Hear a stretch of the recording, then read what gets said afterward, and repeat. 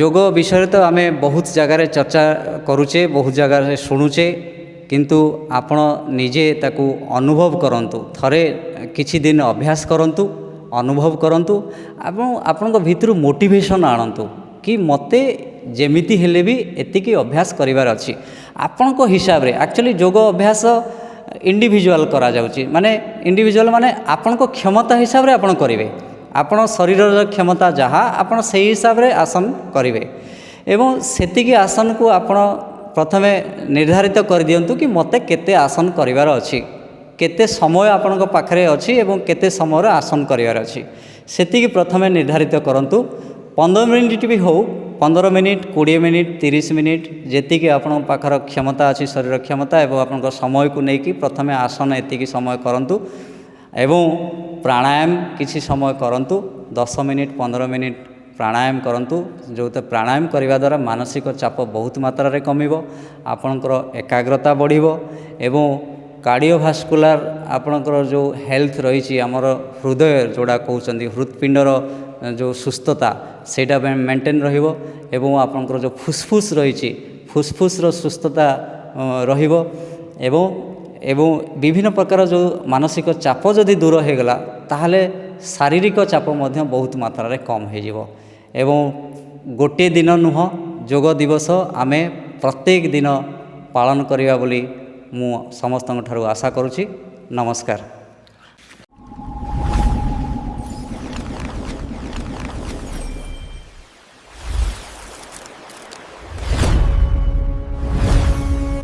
नमस्कार दर्शक बंधु, जय जगन्नाथ।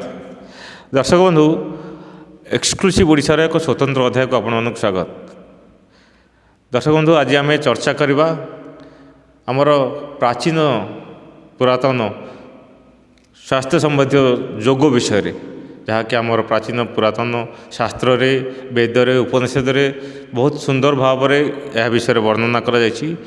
आम सुस्थ सबल निरामय जीवन यापन करने को योगर अनेक प्रेरणा रही, उपादेय रही, से विषय में आम आलोचना करवा। आज आम एम्स रे अच्छु, एम्स रो संतोष कुमार साहू सहित अच्छु, योग ट्रेनर। तो तांको आम एक्सक्लूसिव ओडिशा को स्वागत करवा। सर कौन कहे, वर्तमान समाज रे जो भली भाव में दिनक दिन विभिन्न प्रकार रोग वैराग बढ़ी चलती, छोट छुआ ठार आरंभ कर वयस्क लोक पर्यंत, तो से योगर महत्व कौन रही, आप प्रथम से विषय।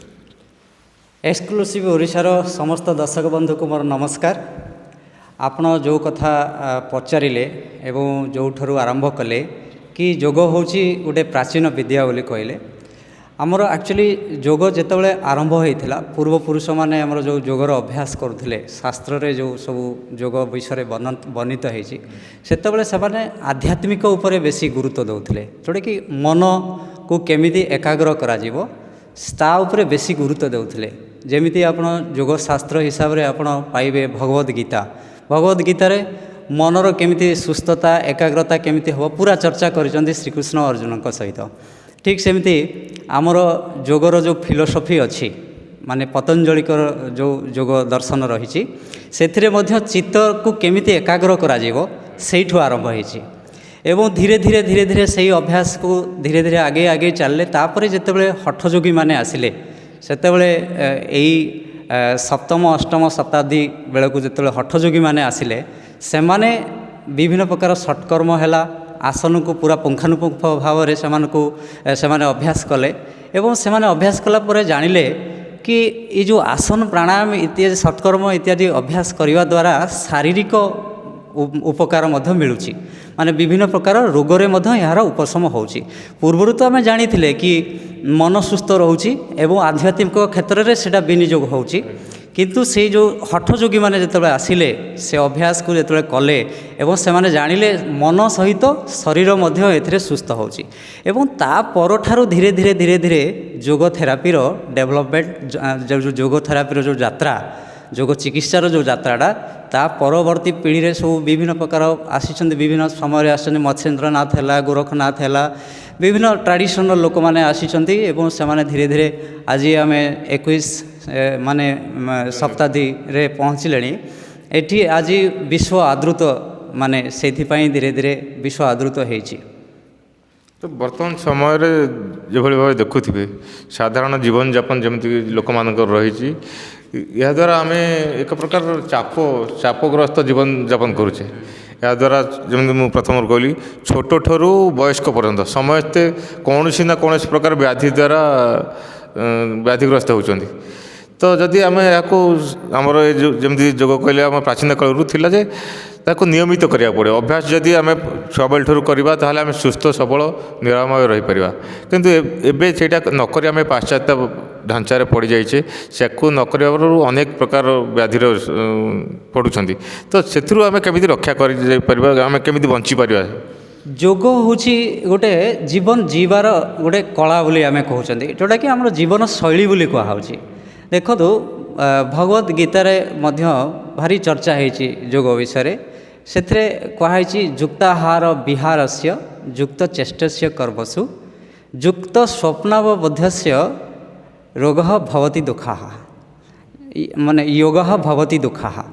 ତ ଏଥିରେ କୁହାହେଇଛି ଆମର ଯେଉଁ ଜୀବନଶୈଳୀଟା, ଆମେ କ'ଣ ଖାଇବା, କେତେ ମାତ୍ରାରେ ଖାଇବା, ଆମେ ଶୋଇବା କେତେ ମାତ୍ରାରେ, ଜାଗ୍ରତ ରହିବା କେତେ ମାତ୍ରାରେ, କାମ କେମିତି କରିବା, ସବୁ ମଡରେଟ୍ କଥା କୁହାହେଇଛି। ଯୁକ୍ତ ଆହାର କଥା କୁହାହେଇଛି, ଯୁକ୍ତ ବିହାର କଥା କୁହାହେଇଛି, ଯୁକ୍ତ ସ୍ୱପ୍ନ ମାନେ ନିଦ୍ରା, ଠିକ୍ ନିଦ୍ରା ମଧ୍ୟ ଆମକୁ ଯେଉଁ 7-8 ଘଣ୍ଟା ଦରକାର ସେଇଟା ବି ନେବା ଦରକାର।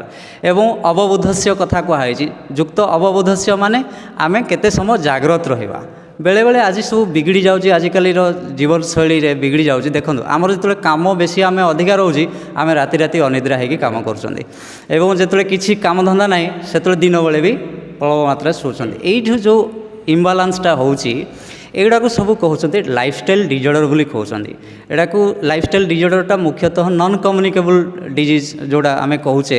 ଆମେ ଯଦି ଜୀବନଶୈଳୀକୁ ଅବ୍ୟବସ୍ଥିତ କରିଦେବା ତାହେଲେ ଆମର ବିଭିନ୍ନ ପ୍ରକାର ରୋଗ ହେଉଛି। ଯେମିତି ଆଜିକାଲି ମେଦବହୁଳତା ବହୁତ ମାତ୍ରାରେ, ଛୋଟ ପିଲାରୁ ଦେଖିବେ, ଛୋଟ ପିଲାରୁ ଧରିକି ଯେ ମାନେ ଆପଣଙ୍କ ବୃଦ୍ଧା ଅବସ୍ଥା ପର୍ଯ୍ୟନ୍ତ ମେଦବହୁଳ ଥରେ ହେଇଗଲା ମାନେ ଆପଣ ସେଇ ୱେଟ୍କୁ, ଓଜନକୁ କମାଇବା ପାଇଁ ଆପଣଙ୍କୁ ବହୁତ ପରିଶ୍ରମ କରିବାକୁ ପଡ଼ିବ। ତେଣୁକରି ପୂର୍ବରୁ ଯଦି ଟିକେ ସଜଗ ରହିଯିବେ, ଏ ଖାଦ୍ୟପେୟ ଏବଂ ଦୈନନ୍ଦିନ ଜୀବନରେ କିଛି ମାତ୍ରାରେ ଆଟଲିଷ୍ଟ 10-20 ମିନିଟ୍ ହେଉ, 30 ମିନିଟ୍ ହେଉ, ଆପଣଙ୍କୁ ଶୋଉଥିବା ଭଳିଆ ଆସନ, ବିଭିନ୍ନ ପ୍ରକାର ଆସନ ଅଛି, ଯୋଗାସନ ଯେମିତି ଅଛି, ତାକୁ ଯଦି ଆପଣ କରିପାରିବେ ଏବଂ ପ୍ରାଣାୟାମ 5-10 ମିନିଟ୍ ଯଦି ଆପଣ କରୁଛନ୍ତି, ତାହେଲେ ନିଶ୍ଚିତ ଭାବରେ ଆପଣ ତାକୁ ପୂର୍ବରୁ ତାକୁ ମ୍ୟାନେଜ୍ କରିପାରିବେ, ମାନେ ପ୍ରିଭେଣ୍ଟିଭ୍ କରିପାରିବେ ଏବଂ ପରବର୍ତ୍ତୀ ସମୟରେ ଆମକୁ ଅସୁବିଧା ହେବନି।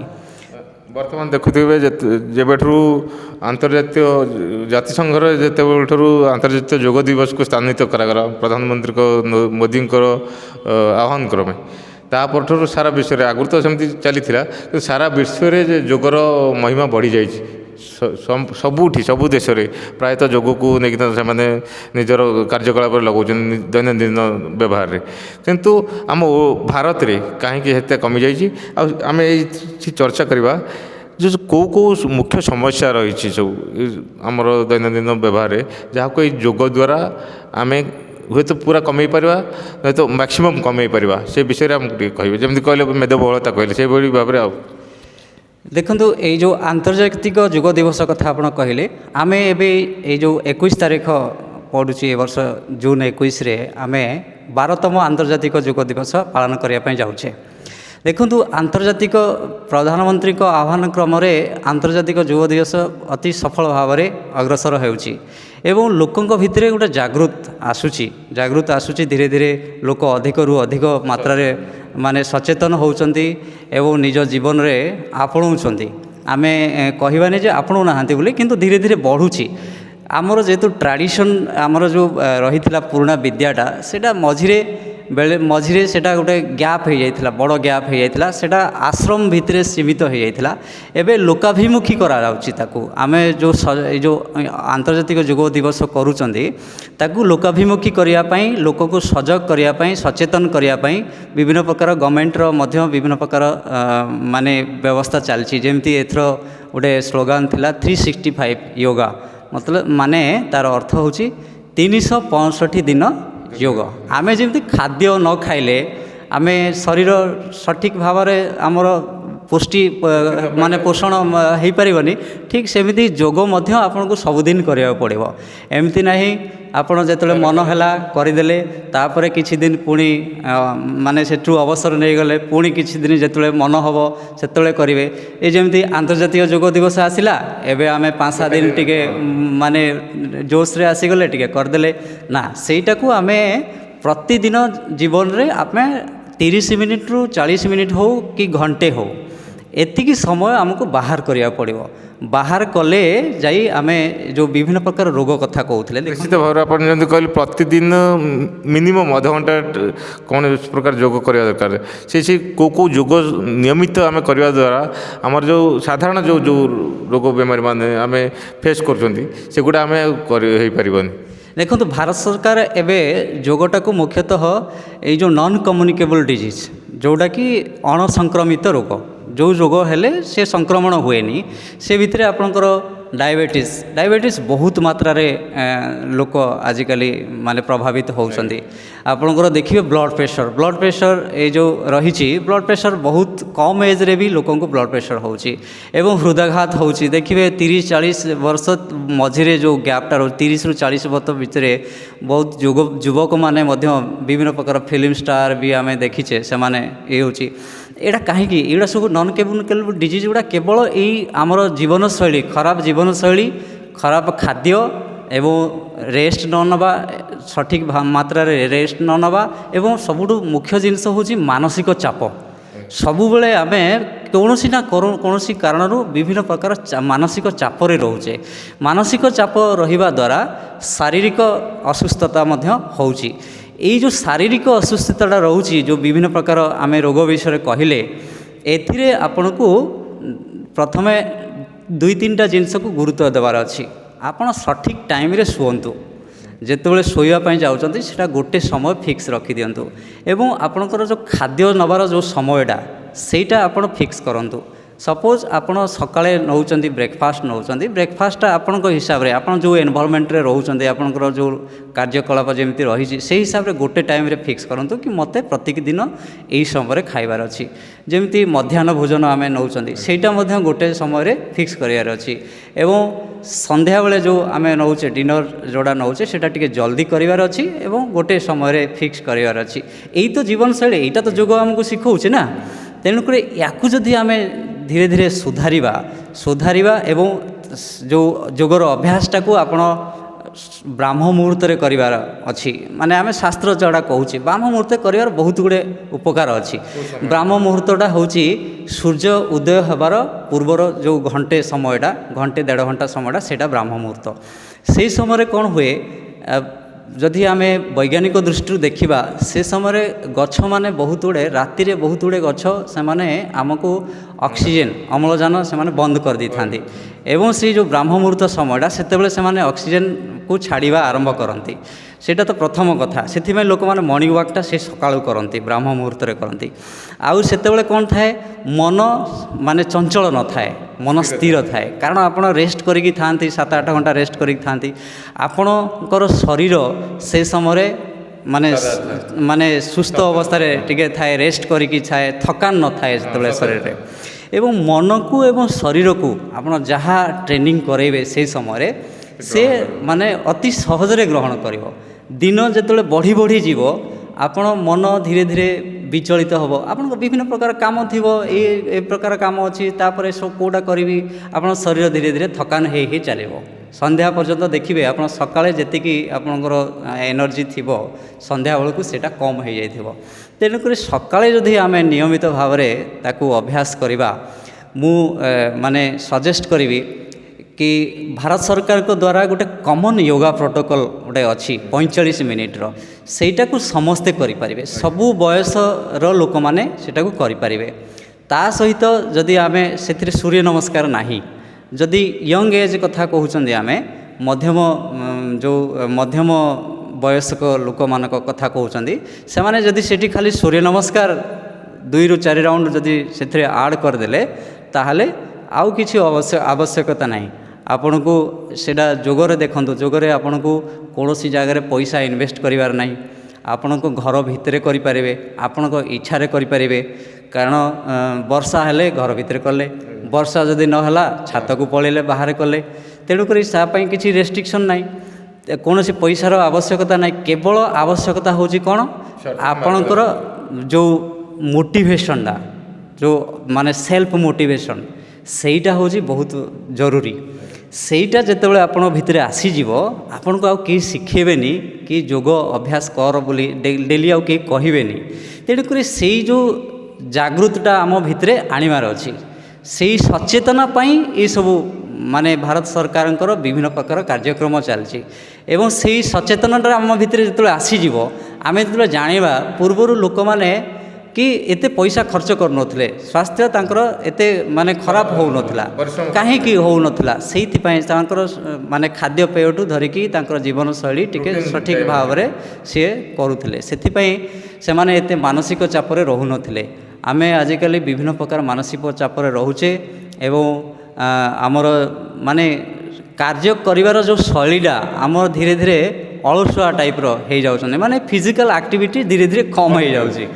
ତେଣୁକରି ଫିଜିକାଲ୍ ଆକ୍ଟିଭିଟିଟାକୁ ଆପଣଙ୍କୁ ବଢ଼େଇବାକୁ ହେଲେ ଏଇ ଆସନ ଗୁଡ଼ା ଯଦି ଆପଣ କରିବେ ଏବଂ ପ୍ରାଣାୟାମ ଟିକେ କଲେ ଆପଣଙ୍କର ନିଶ୍ଚିତ ଭାବରେ ସୁସ୍ଥ ରହିବାରେ ଏଇଟା ସବୁ ହେଲ୍ପ କରିବ। ଆପଣ ଯେମିତି କହୁଥିଲେ ସେ ଯେଉଁ ଆୟୁଷ ମନ୍ତ୍ରାଳୟର ରହିଛି ଯେଉଁ 45 ମିନିଟ୍ର, ସେ ଭିତରେ କ'ଣ କେଉଁ ଯୋଗ ଗୁଡ଼ା କରିବା ନିହାତି ଦରକାର, କେଉଁ ବୟସର? ଦେଖନ୍ତୁ, ଏଇ ଯେଉଁ 45 ମିନିଟ୍ର କମନ୍ ୟୋଗା ପ୍ରୋଟୋକଲ୍ ଆପଣ ଯଦି ମିନିଷ୍ଟ୍ରି ଅଫ୍ ଆୟୁଷର ୱେବସାଇଟ୍ରେ ଅଛି, ଆପଣଙ୍କର ୟୁଟ୍ୟୁବ୍ ଚ୍ୟାନେଲ୍ରେ ବି ଆପଣଙ୍କୁ ମିଳିଯିବ। ସେଥିରେ ଦେଖନ୍ତୁ ବିଭିନ୍ନ ପ୍ରକାର ସେଗମେଣ୍ଟର ଆସନ ଅଛି। ପ୍ରଥମେ ଚାଳନ କ୍ରିୟା। ଚାଳନ କ୍ରିୟାଟା କ'ଣ? ଚାଳନ କ୍ରିୟାଟା ହେଉଛି ଆପଣଙ୍କର ବିଭିନ୍ନ ପ୍ରକାର ଖଞ୍ଜା ଅଛି, ସେ ଖଞ୍ଜାକୁ ପ୍ରଥମେ ମୁଭମେଣ୍ଟ କରାଇବେ। ଯେମିତି ଜଣେ ସ୍ପୋର୍ଟସ୍ ପର୍ସନ୍ ଖେଳିବା ପୂର୍ବରୁ ୱାର୍ମ ଅପ୍ କରୁଛି, କାହିଁକି? ତାକୁ ଇଞ୍ଜୁରି ହେବନି, ମାନେ ଜଏଣ୍ଟ ଉପରେ ବେଶୀ ପ୍ରେସର ପଡ଼ିବନି। ପ୍ରେସର ପଡ଼ିଲେ ବି ସେ ଟିକେ ଯଦି ଜଏଣ୍ଟ ଫ୍ଲେକ୍ସିବୁଲ୍ ଅଛି ତାହେଲେ ଜଏଣ୍ଟରେ କିଛି ଇଞ୍ଜୁରି ହେବନି। ଠିକ୍ ସେମିତି ଚାଳନ କ୍ରିୟା ସେଥିରେ ଅଛି। ଚାଳନ କ୍ରିୟାରେ ଆପଣଙ୍କର ନେକ୍ ମୁଭମେଣ୍ଟ ଅଛି, ସୋଲ୍ଡର ମୁଭମେଣ୍ଟ ଅଛି, ଟ୍ରଙ୍କ ମୁଭମେଣ୍ଟ ଅଛି, ନି ମୁଭମେଣ୍ଟ ଅଛି, ଏଗୁଡ଼ା ସବୁ ଚାଳନ କ୍ରିୟାରେ ଅଛି। ଚାଳନ କ୍ରିୟା କରିସାରିଲା ପରେ ଆପଣଙ୍କର ଠିଆ ହେଇକି ଆସନ କରିବାର ଅଛି। ସେଥିରେ ଆପଣଙ୍କର ତାଡ଼ାସନ ଅଛି, ତିର୍ୟକ ତାଡ଼ାସନ ଅଛି, ଆପଣଙ୍କର ତ୍ରିକୋଣାସନ ଅଛି ଏବଂ ବୃକ୍ଷାସନ ରହିଛି, ଏଇସବୁ ଅର୍ଦ୍ଧଚକ୍ରାସନ ଅଛି। ଏଇଟା ଠିଆ ହେଇକି ଆପଣ ସେଥିରେ କରିବେ। ଏବଂ ତାପରେ ଯଦି ଆପଣ ଠିଆ ହେଇକି ଆସନ କରୁଛନ୍ତି, ତାପରେ ସୂର୍ଯ୍ୟ ନମସ୍କାର ଯେଉଁମାନେ କରିପାରିବେ ସେମାନେ ଯଦି ସୂର୍ଯ୍ୟ ନମସ୍କାରଟା ତା ଭିତରେ ଆଡ଼୍ ବି କରାଯାଇପାରେ ଯଦି ସେ କରିପାରିବେ। ଯଦି କରିପାରିବେନି ତାହେଲେ ସୂର୍ଯ୍ୟ ନମସ୍କାର ନ କରିକି ସେଥିରେ ପୁଣି ଅଛି ଆପଣଙ୍କର ପେଟ ଉପରେ ଶୋଇକି ଆସନ କରିବା ଅଛି। ଯେମିତି ଅର୍ଦ୍ଧଶଲଭାସନ ହେଲା, ଭୁଜଙ୍ଗାସନ ହେଲା, ସରଳ ଧନୁରାସନ ହେଲା, ତାକି ଆମର ଯେଉଁ ମେରୁଦଣ୍ଡଟା ରହିଛି, ମେରୁଦଣ୍ଡର ସୁସ୍ଥତା ଏସବୁ ଆସିବ। କାରଣ ଆପଣ ଯେତେବେଳେ ଭୁଜଙ୍ଗାସନ, ଅର୍ଦ୍ଧଶଲଭାସନ ହେଲା, ଧନୁରାସନ କରୁଛନ୍ତି, ଆଜିକାଲି ଦେଖିବେ ସମସ୍ତଙ୍କର ଅଣ୍ଟା ଦରଜ, ବେକ ଦରଜ, ଯେଉଁମାନେ କମ୍ପ୍ୟୁଟରରେ ବେଶୀ କାମ କରୁଛନ୍ତି ସେମାନଙ୍କର କାନ୍ଧ ଦରଜ, ଏଗୁଡ଼ା ସବୁ କଲେ ଆମର ମାଂସପେଶୀର ଶିଥିଳତା ମାନେ ରିଲାକ୍ସେସନ୍ ଅଫ୍ ମସଲ୍ ବୋଲି କହୁଛନ୍ତି। ଏବଂ ଆପଣଙ୍କର ମେରୁଦଣ୍ଡ ସୁସ୍ଥ ରହିବ, ଆପଣଙ୍କର ଜଏଣ୍ଟର ମୋବିଲିଟି ବଢ଼ିଯିବ, ଆପଣଙ୍କର ଫ୍ଲେକ୍ସିବିଲିଟି ଆସିଯିବ, ଆପଣଙ୍କୁ ଟିକେ ହାଲକା ଅନୁଭବ ହେବ ଯେତେବେଳେ ଏ ଅଭ୍ୟାସ ଗୁଡ଼ା କରିବେ। ତାପରେ ପଛପଟରେ ଶୋଇକି କିଛି ଅଛି ଉତ୍ତାନ ପାଦାସନ, ଅର୍ଦ୍ଧହଳାସନ, ଏଗୁଡ଼ା କଲେ ଆପଣଙ୍କର ଡାଇଜେଷ୍ଟିଭ୍ ସିଷ୍ଟମ୍ ଟିକେ ଠିକ୍ ଠାକ୍ କାମ କରିବ। ତାପରେ ଅଛି ପ୍ରାଣାୟାମ ବିଭାଗ ରହିଛି। ପ୍ରାଣାୟାମରେ ଆପଣ କପାଳଭାତି ଅଛି। କପାଳଭାତି ଯେଉଁମାନଙ୍କର ଟିକେ ବ୍ଲଡ଼ ପ୍ରେସର ଅଧିକା ଅଛି ସେମାନେ କପାଳଭାତିକୁ ଟିକେ ଆଭଏଡ଼ କରିବା ଉଚିତ, ନହେଲେ କମ୍ ମାତ୍ରାରେ କରିବେ, ମାନେ ଷ୍ଟ୍ରୋକ୍ଟା ଟିକେ କମ୍ ମାତ୍ରାରେ ଦେବେ। ଏବଂ ସେମାନେ କପାଳଭାତି ପରେ ତାପରେ ବିଭିନ୍ନ ଅଛି ଆମର ନାଡ଼ି ଶୋଧନ ପ୍ରାଣାୟାମ ଅଛି, ଯେଉଁଟାକି ଅନୁଲୋମ ବିଲୋମ ନାଁରେ ସମସ୍ତେ ଜାଣନ୍ତି ସେଟାକୁ, ନାଡ଼ି ଶୋଧନ ପ୍ରାଣାୟାମ, ତାକୁ 2-4 ମିନିଟ୍ 5 ମିନିଟ୍ କରିପାରିବେ। ଏବଂ ଭ୍ରାମରୀ ମଧ୍ୟ ଅଛି, ଭ୍ରାମରୀ ମଧ୍ୟ 5-10 ରାଉଣ୍ଡ କରାଯାଇପାରେ। ଏଇ ଯେଉଁ ମାନସିକ ଚାପ ଦେଖିବେ ଆପଣଙ୍କର ବ୍ଲଡ଼ ପ୍ରେସର ଯେଉଁମାନଙ୍କର ପୁରା ବଢ଼ିକି ରହୁଛି, ବ୍ଲଡ଼ ପ୍ରେସର ଯେତେବେଳେ ବଢ଼ିକି ରହୁଛି ସେତେବେଳେ ଆପଣ ଯଦି ଏଇ ଦୁଇଟା ପ୍ରାଣାୟାମ ବି ଆପଣ ଯଦି ଶିଖିକି ଯାଆନ୍ତି, କାହାଠୁ ଭଲରେ ଶିଖିଯିବେ, ଯଦି 5 ମିନିଟ୍ 10 ମିନିଟ୍ ଶାନ୍ତରେ ଭାବରେ ବସିକି କରିଦେବେ, ନିଶ୍ଚିତ ଭାବରେ 5ରୁ 7 ସିଷ୍ଟୋଲିକ୍ ଆଉ ଡାଇଷ୍ଟୋଲିକ୍ ପ୍ରେସର କମ୍ ହେଇଯିବ। ଏଇଟା ବହୁତ ଆମେ ଦେଖିଛୁ ବି, ଆମେ ଲୋକଙ୍କୁ କରେଇଛୁ। जोटाकि 5-10 मिनिट आप शांत बसीजे हठात बेले बेले देखिए किसी लोक हठात बढ़ी जाए तो से समय आप शांत भाव में बसईदेवे और ये 2टा खंडे प्राणायाम टी करेंगे ताहले सिस्टोलिक और डायस्टोलिक प्रेशर टी 5 ରୁ 7 मात्रा कमिज। जमी आप कहले बहुत गुड़े उपदेश कहले सुस्थ शरीर सुस्थ मानसिक चलनी योग एक औषधि आम आजिकल देखुवे आप प्रथम रू कहले पिला माने बहुत प्रकार चाप केवल पिला माने नुहति जो मैंने कर्मजीवी अच्छा अनेक प्रकार चापर बशवर्ती रोच कर्मक्षेत्र चाप होला पाठ पढ़ा चाप होला विभिन्न प्रकार ये चापर वर्तियापाई कौन योगर कौन को आसन रही मिनिमम 5-10 मिनट हुए तो कले रेगुलर किसी देखु ये जो विभिन्न प्रकार जो मानसिक चाप रोनी कि आमर शारीरिक चाप हो कि मानसिक चाप आम एक्चुअली जो प्रॉपर रिलैक्सेशन जो करिवार माने शैलीटा आम से भूली जाऊे आजिकल कौन भावुचे आम काम करके आसिले टिके मोबाइल देखिले कि मोबाइल स्क्रॉल कले कि कंप्यूटर बसिकी टिके माने सोशल मीडिया देखिले आम भावती सेठी कले रिलैक्स हो जाए किंतु जोगरे रिलैक्सेशन रो शैली बहुत सुंदर भाव में अच्छी विभिन्न प्रकार अभ्यास अच्छी जमती आपण जदि आसन 5 मिनिट खंडे भी किसी भी आसन करके जदि आप प्राणायाम करेंगे एवं योग निद्रा गोटे बढ़िया अभ्यास सेटा आपन को यूट्यूब रे मिल जाव स्वामी निरंजनानंद सरस्वती किंबा आपन जदि का अधीन किए जदि गाइड करुच्ची आपको शिखिले आधा घंटा योग निद्रा करेंगे आपणकर सेटा 2 घंटा शोले आमको जी माने फ्रेश लगे आधा घंटा योग निद्रा जदि आम करवा से किसी करार ना आपन को खाली पछपटे शोबे शवासन रे शोबे एवं से जो जो निर्देश सब मिलूँ विभिन्न प्रकार से गाइडेड मेडिटेशन भी कहती किसी माने ये रे माने किसी जगह गाइडेड मेडिटेशन भी कह जाए से आपन खाली इंस्ट्रक्शन मिल कि आपण मन को एठिक नियंतु सेठिक नियंतु श्वास उपर रखंतु शरीर उपर रखंतु मन को इआड़े नियंतु एमती करके सेटा को आपन गाइड करा जीवो सेटा को जदि आपण अभ्यास करेंगे बहुत मात्रा रे चाप कमी जीवो आपण को मानसिक चाप हो कि शारीरिक चाप हो बहुत मात्रा रे कमी जीवो।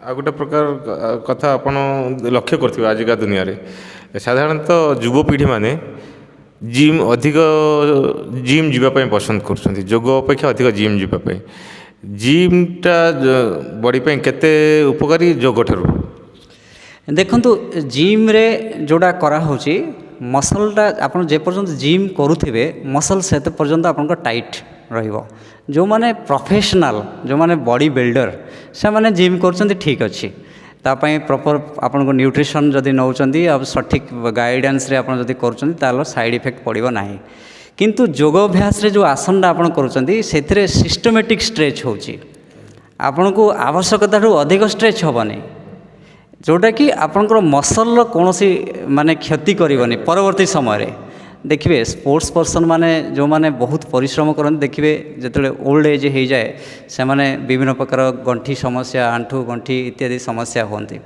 कहीं से बेसी प्रेशर पड़ी थाए जो यंग एज रे से माने बहुत परिश्रम करि तेणुक से प्रकार विभिन्न प्रकार योग आसन कले कौन हुए सिस्टमेटिक स्ट्रेच हवा द्वारा आपणकर मसल रिलैक्सेशन बढ़ी जाए आपणकर जो जॉइंट रो मोबिलिटीटा सेटा बढ़ी जाए तेणुक आम जिम आउ आसन भितर आम बहुत गुड़े फरक पाइबा देखो जिम रे आपण श्वास उपरे माने गुरुत्व दि जाए किंतु आम जो प्रतिटी आसन रे आम श्वास उपरे गुरुत्व दौचे कौन सी माने आग को बेंड कला बेले कौन श्वास रहिबो को आसन कला बेले केमिति आरंभ कले एवं तार फाइनल पोजीशन को पहुँचे वाले अपन कौन श्वास रहिबो केतबेले नेबे केतबेले छाड़िबे ये जो एकाग्रताटा सेटा आपण सेथिरे पाइबे नाही आम जिम को माने जिमटा खराब कि भल कि जोग ए आसनटा भल सेटा आम आमर उद्देश्य नुह किंतु आमर उद्देश्य होची आपण बहुत गुड़े डिफरेन्स पाइबे एठी श्वास रो अवेयरनेस पाइबे सेठी श्वास रो अवेयरनेस पाइबे नाही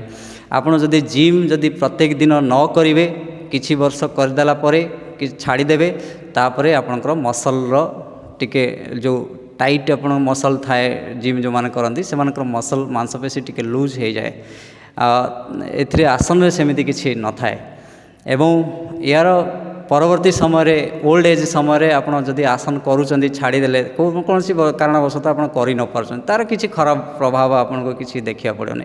ସେଥିରେ ଜିମ୍ କରିବେ ମାନେ ଆପଣଙ୍କର କ୍ୟାଲୋରି ଅଧିକା ଆପଣ ଖର୍ଚ୍ଚ କରିବେ, ତା ପାଇଁ ସେହି ହିସାବରେ ନ୍ୟୁଟ୍ରିସନ୍ ଆପଣଙ୍କୁ ନେବାକୁ ପଡ଼ିବ। କିନ୍ତୁ ଆସନ ଯେଉଁମାନେ କରୁଛନ୍ତି ସେମାନଙ୍କୁ ସେମିତି ଆପଣ ଯେତିକି ଦୈନନ୍ଦିନ ଜୀବନରେ ଯେତିକି ପୋଷଣ ଦରକାର ସେତିକି ସେଇ ପୋଷଣରେ ଆପଣଙ୍କର ସେଇଟା ହେଇଯିବ। ତ ବହୁତ ବଢ଼ିଆ କଥା କହିଲେ। ତ ଆଜିର ଦିନରେ ମୁଁ ଯେମିତି କହୁଥିଲି ସୁସ୍ଥ ଜୀବନଯାପନ ପାଇଁ ଯୋଗ ମହୌଷଧି, ଏନେଇ ଆପଣ କ'ଣ ବାର୍ତ୍ତା ଦେବେ? ଯେହେତୁ ଯୋଗ ଦିବସ ରହିଛି ଆଗକୁ, ତ ଏନେଇ କ'ଣ ସାଧାରଣ ଲୋକମାନଙ୍କୁ ୟଙ୍ଗଠାରୁ ଆରମ୍ଭ କରି ବୟସ୍କ ଲୋକମାନଙ୍କୁ କ'ଣ ବାର୍ତ୍ତା ଦେବେ ଶେଷ? ଦେଖନ୍ତୁ, ଯୋଗ ବିଷୟରେ ତ ଆମେ ବହୁତ ଜାଗାରେ ଚର୍ଚ୍ଚା କରୁଛେ, ବହୁତ ଜାଗାରେ ଶୁଣୁଛେ, କିନ୍ତୁ ଆପଣ ନିଜେ ତାକୁ ଅନୁଭବ କରନ୍ତୁ। ଥରେ କିଛି ଦିନ ଅଭ୍ୟାସ କରନ୍ତୁ, ଅନୁଭବ କରନ୍ତୁ ଏବଂ ଆପଣଙ୍କ ଭିତରୁ ମୋଟିଭେସନ୍ ଆଣନ୍ତୁ କି ମୋତେ ଯେମିତି ହେଲେ ବି ଏତିକି ଅଭ୍ୟାସ କରିବାର ଅଛି। ଆପଣଙ୍କ ହିସାବରେ ଆକ୍ଚୁଆଲି ଯୋଗ ଅଭ୍ୟାସ ଇଣ୍ଡିଭିଜୁଆଲ୍ କରାଯାଉଛି, ମାନେ ଇଣ୍ଡିଭିଜୁଆଲ୍ ମାନେ ଆପଣଙ୍କ କ୍ଷମତା ହିସାବରେ ଆପଣ କରିବେ। ଆପଣ ଶରୀରର କ୍ଷମତା ଯାହା ଆପଣ ସେହି ହିସାବରେ ଆସନ କରିବେ ଏବଂ ସେତିକି ଆସନକୁ ଆପଣ ପ୍ରଥମେ ନିର୍ଦ୍ଧାରିତ କରିଦିଅନ୍ତୁ କି ମୋତେ କେତେ ଆସନ କରିବାର ଅଛି, କେତେ ସମୟ ଆପଣଙ୍କ ପାଖରେ ଅଛି ଏବଂ କେତେ ସମୟରେ ଆସନ କରିବାର ଅଛି, ସେତିକି ପ୍ରଥମେ ନିର୍ଦ୍ଧାରିତ କରନ୍ତୁ। 15 ମିନିଟ୍ ବି ହେଉ, 15 ମିନିଟ୍, 20 ମିନିଟ୍, 30 ମିନିଟ୍, ଯେତିକି ଆପଣଙ୍କ ପାଖର କ୍ଷମତା ଅଛି, ଶରୀର କ୍ଷମତା ଏବଂ ଆପଣଙ୍କ ସମୟକୁ ନେଇକି ପ୍ରଥମେ ଆସନ ଏତିକି ସମୟ କରନ୍ତୁ ଏବଂ ପ୍ରାଣାୟାମ କିଛି ସମୟ କରନ୍ତୁ। 10 ମିନିଟ୍ 15 ମିନିଟ୍ ପ୍ରାଣାୟାମ କରନ୍ତୁ, ଯେଉଁଥିରେ ପ୍ରାଣାୟାମ କରିବା ଦ୍ୱାରା ମାନସିକ ଚାପ ବହୁତ ମାତ୍ରାରେ କମିବ, ଆପଣଙ୍କର ଏକାଗ୍ରତା ବଢ଼ିବ ଏବଂ କାର୍ଡ଼ିଓଭାସ୍କୁଲାର ଆପଣଙ୍କର ଯେଉଁ ହେଲ୍ଥ ରହିଛି, ଆମର ହୃଦୟ ଯେଉଁଟା କହୁଛନ୍ତି ହୃତ୍ପିଣ୍ଡର ଯେଉଁ ସୁସ୍ଥତା ସେଇଟା ମେଣ୍ଟେନ୍ ରହିବ ଏବଂ ଆପଣଙ୍କର ଯେଉଁ ଫୁସ୍ଫୁସ୍ ରହିଛି ଫୁସ୍ଫୁସ୍ର ସୁସ୍ଥତା ରହିବ ଏବଂ ବିଭିନ୍ନ ପ୍ରକାର ଯେଉଁ ମାନସିକ ଚାପ ଯଦି ଦୂର ହୋଇଗଲା ତାହେଲେ ଶାରୀରିକ ଚାପ ମଧ୍ୟ ବହୁତ ମାତ୍ରାରେ କମ୍ ହୋଇଯିବ।